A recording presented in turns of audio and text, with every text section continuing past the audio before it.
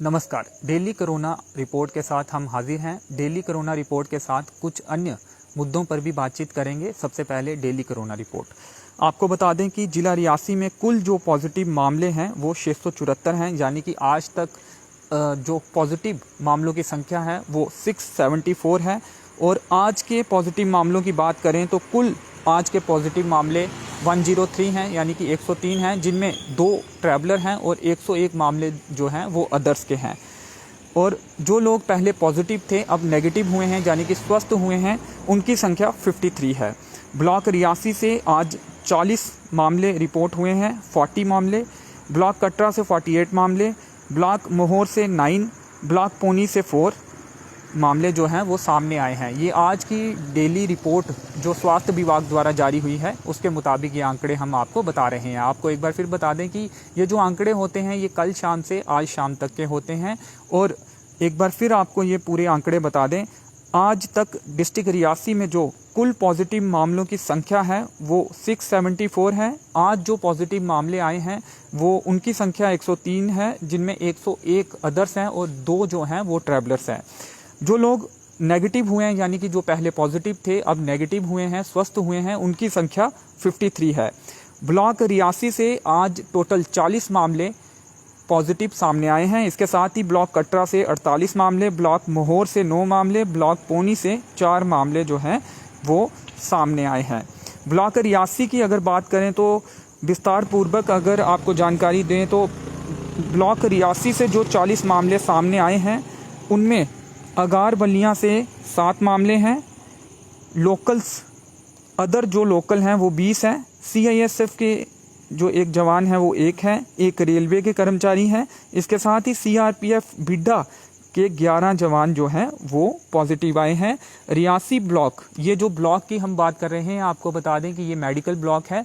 रियासी ज़िले में कुल 4 मेडिकल ब्लॉक हैं और रियासी मेडिकल ब्लॉक से 40 मामले, जिनके बारे में हमने आपको विस्तार पूर्वक भी बताया। अब कटरा की बात करेंगे। कटरा में कुल जो 48 मामले हैं, 48 मामले हैं और इनको भी हम आपको विस्तार पूर्वक बताने की कोशिश करेंगे।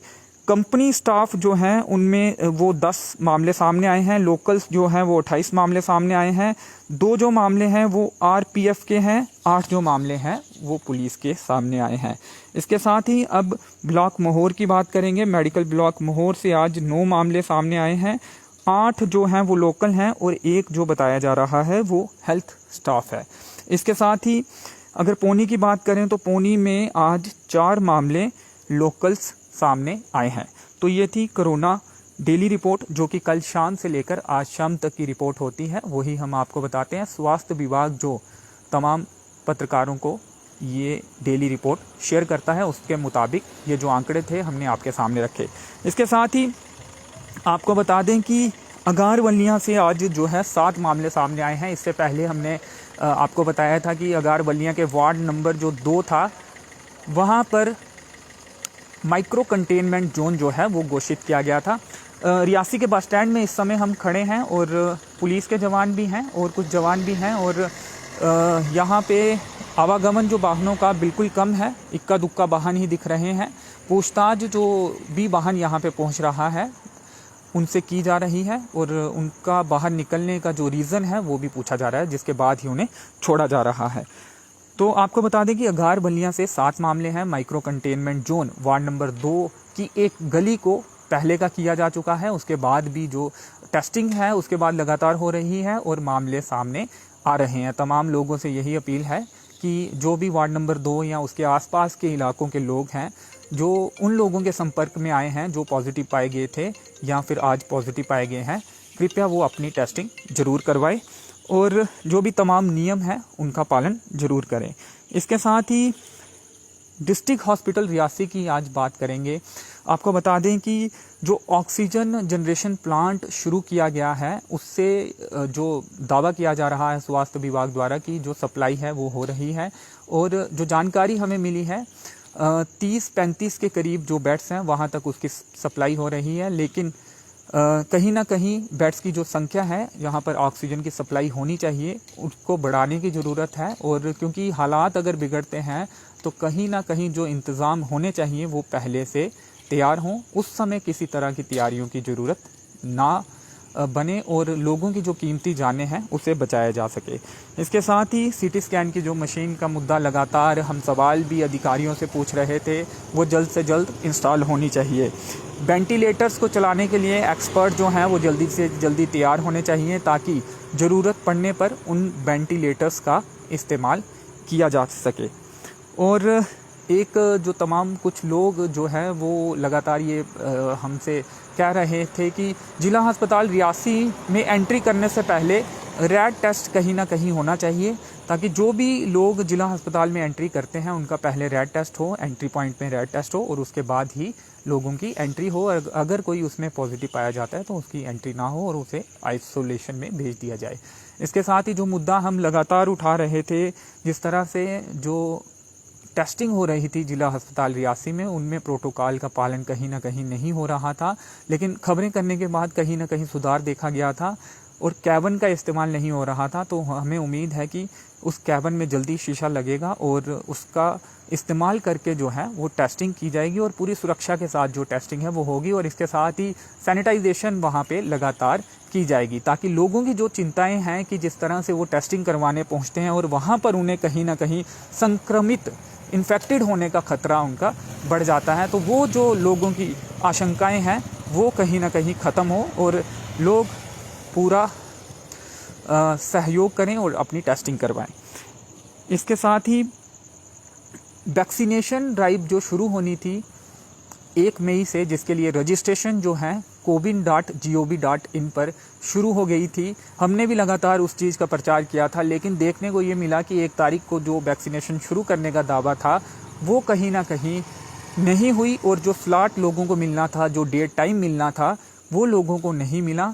और अब जानकारी ये आई है कि ये आ रही है, जिस तरह से आज सुबह डीसी रियासी ने भी कहा कि श्रीनगर और जम्मू में जो है वो वैक्सीनेशन 18+ के लिए कुछ स्थानों पे शुरू की गई है, लेकिन बाकी ज़िलों में कहीं ना कहीं अभी ये वैक्सीनेशन ड्राइव जो है 18+ के लिए शुरू नहीं हुई है। तो वैक्सीनेशन जल्दी शुरू होनी चाहिए। अवेलेबिलिटी जो है वैक्सीनेशन की वो तमाम ज़िलों में होनी चाहिए। रियासी ज़िले की बात करें तो जल्दी से जल्दी अगर यहाँ पे वैक्सीनेशन शुरू होगी और तमाम जो युवा वर्ग के लोग हैं वो वैक्सीनेट होंगे तो उसके बाद कहीं ना कहीं जो खतरा है वो कम होगा। हालांकि खबरें ये भी कुछ आई थी कि वैक्सीनेशन के दोनों डोज लगाने के बाद भी कोरोना पॉजिटिव वो लोग आ रहे हैं, लेकिन कहीं ना कहीं डॉक्टरों ने ये भी कहा है कि उस दौरान जो है वो खतरा कोरोना का बेहद कम हो जाता है और उससे नुकसान नहीं होता है और जल्दी ही वो लोग नेगेटिव भी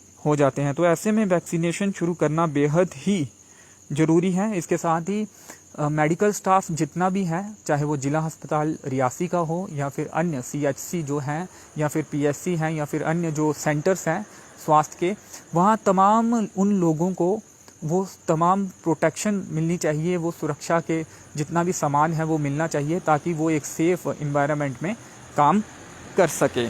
और वैक्सीनेशन के काम को कहीं ना कहीं तेज़ करने की ज़रूरत है। हाउस टू हाउस वेरिफिकेशन जो है वो अब शुरू होगी। ये वेरिफिकेशन जो पॉजिटिव केस हैं उनके लिए होगी और इसके साथ ही जो सस्पेक्ट हैं, कहीं ना कहीं ये बात काफ़ी इम्पॉर्टेंट है। कुछ लोग जो कि जिनको सिम्टम्स हैं और लोगों को भी पता है कि उस शख्स में सिम्टम्स हैं, लेकिन वो फिर भी अपनी टेस्टिंग नहीं करवा रहा है, वो सेहत बिगड़ने पर भी हॉस्पिटलाइज नहीं हो रहा है। तो कहीं ना कहीं ये जो 3 दिन की एक्सरसाइज जो कि 11 से 13 तक चलेगी, इस एक्सरसाइज के दौरान उन पॉजिटिव लोगों तक लोग पहुंचेंगे और उन्हें मोटिवेट करने की कोशिश की जाएगी। इसके साथ ही जो कोविड किट अनाउंस हुई है वो उन्हें दी जाएगी, जिसमें शायद ऑक्सीमीटर भी होगा। और इसके साथ ही जो सस्पेक्टेड लोग हैं जिन्हें सिम्टम्स लग रहे हैं उन तक भी वो टीम पहुंचेगी। अगर उन्हें इलाज की ज़रूरत है तो और टेस्टिंग की ज़रूरत है तो वो टेस्ट भी होंगे और उसके बाद अगर उन्हें इलाज की ज़रूरत है तो उनका इलाज भी किया जाएगा। तो ये वो कुछ मुद्दे थे जो हम लगातार उठाएंगे। और इसके साथ ही आपको बता दें कि जो भी पॉजिटिव लोग इस समय अपना इलाज जिला अस्पताल या बाकी अस्पतालों में करवा रहे हैं, कहीं ना कहीं उस वार्ड में अलार्म सिस्टम लगाने की ज़रूरत है, क्योंकि काफ़ी बार ऐसा देखा जाता है कि जो डॉक्टर्स हैं या फिर पैरामेडिकल का स्टाफ है वो अवेलेबल नहीं होता है हर समय उन वार्ड्स में या उन वार्ड्स के बाहर। तो कहीं ना कहीं अगर उन लोगों के लिए अलार्म सिस्टम वहाँ पे सेटअप होता है तो वो लोग अलार्म के जरिए संबंधित जो कर्मचारी हैं, पैरामेडिकल स्टाफ है या डॉक्टर हैं, वहाँ तक उन्हें अलार्म के जरिए अपनी बात पहुंचा सकते हैं। अलार्म बजने पर जो कर्मचारी हैं वो उस वार्ड में जाएंगे और वो अपनी बात उन्हें बताएंगे। जिस तरह से ऑक्सीजन सिलेंडर लगे होते हैं विभिन्न मरीजों को, अगर वो ऑक्सीजन सिलेंडर ख़त्म हो जाए और ऐसे में कोई भी कर्मचारी उस वार्ड में ना हो या उसके आसपास ना हो, तो कहीं ना कहीं ये जो अलार्म सिस्टम है जान बचाने का काम करेगा।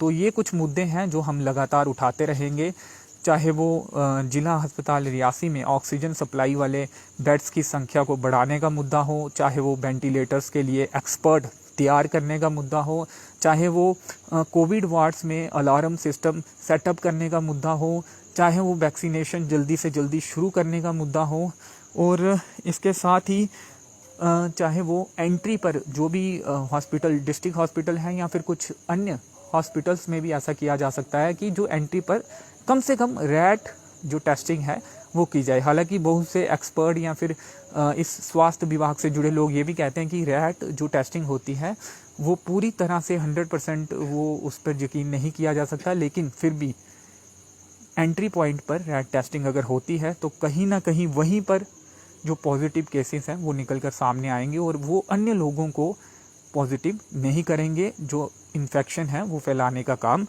नहीं करेंगे। तो ये वो तमाम मुद्दे हैं जो हम लगातार उठाते रहेंगे। इसके साथ ही आप तमाम लोग, तमाम जो SOPs है कोविड-19 को लेकर, उनका पालन जरूर करें, सामाजिक दूरी का पालन करें, मास्क जरूर डालें, अगर बाहर हैं तो सैनिटाइजेशन करते रहें, अगर घर पे हैं तो साबुन के साथ हाथ धोते रहें, और इसके साथ ही वैक्सीनेशन जब भी आपकी बारी आती है, जब भी आपको स्लॉट मिलता है, जब भी आपका नंबर आता है तो वैक्सीनेशन ज़रूर लगवाएं। तो चलिए फिलहाल इस वीडियो में इतना ही। मेरे सहयोगी नरेश भगत के साथ मुझे दीजिए अनुमति। धन्यवाद।